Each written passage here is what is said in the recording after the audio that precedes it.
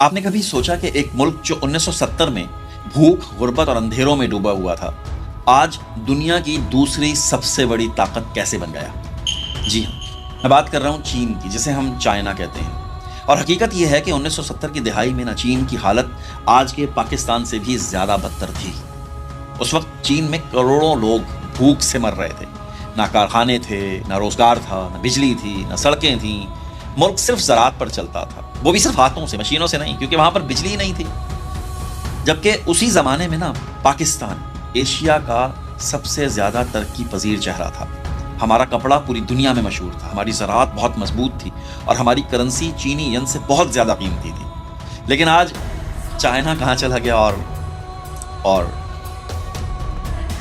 یہ فرق قسمت کا نہیں ہے، یہ فرق ہے فیصلے کا۔ چین کا رقبہ تقریباً 96 لاکھ مربع کلومیٹر، یعنی کہ پاکستان سے 12 گنا بڑا ملک ہے۔ وہاں کی آبادی 1 ارب 40 کروڑ سے بھی زیادہ ہے، 1.4 بلین۔ 2022 تک یہ دنیا کا سب سے زیادہ آبادی والا ملک تھا۔ آج کل ہمارا پڑوسی ملک ہے بھارت، وہ اس سے آگے نکل گیا۔ 1989 میں چین نے ایک فیصلہ کیا جس نے تاریخ کو بدل کے رکھ دیا۔ انہوں نے کہا کہ ایک گھر ایک بچہ، 1 چائلڈ پالیسی۔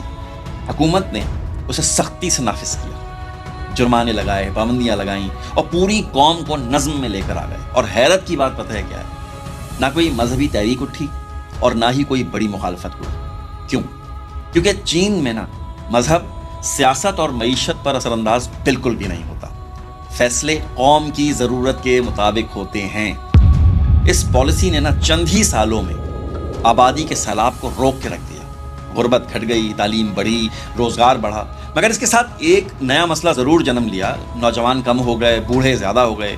پھر یہ 2016-17 میں میرا خیال ہے حکومت نے کہا کہ اب آگے بڑھنا چاہیے، 2 یا 3 بچے پیدا کریں۔ یعنی پہلے آبادی کو روکا تاکہ ملک سمجھے، اور پھر بڑھائی تاکہ ترقی توازن قائم کر سکے۔ اتنی بڑی آبادی، اتنا بڑا چیلنج، پھر بھی انہوں نے ہر شخص کو کھانا دیا، روزگار دیا، تعلیم دی اور سہولت دی۔ آج ایک بچہ بھی بھوکا نہیں سوتا۔ چین نے سب سے پہلے کسان کو عزت دی، زمین کسان کے حوالے کر دی، کہا جو محنت کرے گا وہی پھل کھائے۔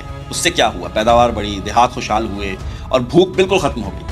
پھر حکومت نے چھوٹے کاروبار کی اجازت دی، چھوٹی چھوٹی ورک شاپس لگائیں، فیکٹریز لگائیں۔ کوئی جوتے بناتا رہا، کوئی کھلونے بناتا رہا، کسی نے پنکھے بنائے، کسی نے مشینری بنائی۔ یہی چھوٹی ورک شاپ بعد میں بہت بڑی بڑی فیکٹریز بن گئیں۔ اس کے بعد پھر چین نے کیا کیا؟ دنیا کے لیے اپنے دروازے کھول دیے کہ آئیں سرمایہ کاری کریں، تحفظ دیں گے، ہم محنت ہم کریں گے، پیسہ آپ لگائیے، آپ کا پیسہ ادھر سے ادھر نہیں ہوگا، کوئی رشوت نہیں دینی پڑے گی۔ چین نے تعلیم کو بنیاد بنا دیا، ہر بچہ اسکول، ہر نوجوان کو ہنر سکھایا۔ سائنس، ٹیکنالوجی، روبوٹکس، انجینئرنگ، یہ سب ان کی تعلیمی نظام کے ستون بنے۔ پھر انفراسٹرکچر کی بات آئی، سڑکیں، پل، ریلوے، بجلی، پانی، ہر چیز پر سرمایہ کاری کی۔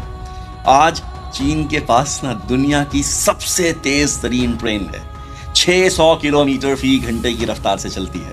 دنیا کے سب سے زیادہ بڑے پل، سب سے طویل موٹر ویز، سب سے بڑے صنعتی زون سب چائنا میں۔ چین نے بدعنوانی پر سخت قانون بنایا، رشوت، چوری، سفارش برداشت ہی نہیں کی۔ ایمانداری وہاں پہ قانون نہیں ہے، ثقافت بن گئی ہے، ان کا مذہب ہے ایمانداری۔ 1980 میں چین میں غربت کی شرح 88% تھی، 2020 میں یہ 0 ہو گئی بالکل، یعنی 80 کروڑ لوگ وہ غربت سے نکل گئے۔ یہ انسانی تاریخ کا سب سے بڑا کارنامہ تھا۔ 1970 میں فیکس آمدنی اس کی تقریباً $200 تھی اور آج $13,000 سے بھی زیادہ ہے۔ چین آج $3 ٹریلین کی درآمد کرتا ہے، اور اس نے یہ سب بغیر ورلڈ بینک اور IMF سے قرضہ لیے بغیر کیا ہے۔ سوال یہ ہے کہ اگر یہ چین کر سکتا ہے تو پھر اور کوئی کیوں نہیں کر سکتا؟ کہ ہمارے ہاتھ کمزور ہیں، ہمارا دماغ کم ہے؟ فرق صرف نظم کا ہے، نیت اور نیک نیتی کا ہے۔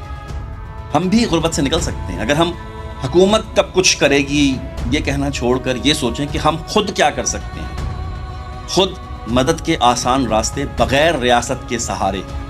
یاد رکھیے، ہنر انسان کا اصل سرمایہ ہے، اور پھر ایمانداری اور نظم، کیونکہ کسی بھی قوم کی اصل ترقی اخلاقی بنیاد سے ہوتی ہے۔ یاد رکھیے گا یہ بات۔ چین کے پاس دنیا کی تیز ترین ٹرینز ہیں، مگر اس کی اصل رفتار اس کے لوگوں کے ارادے تھے۔ ان کے پاس دنیا کے سب سے اونچے برجز ہیں، مگر ان کی اصل بلندی ان کی سوچ تھی۔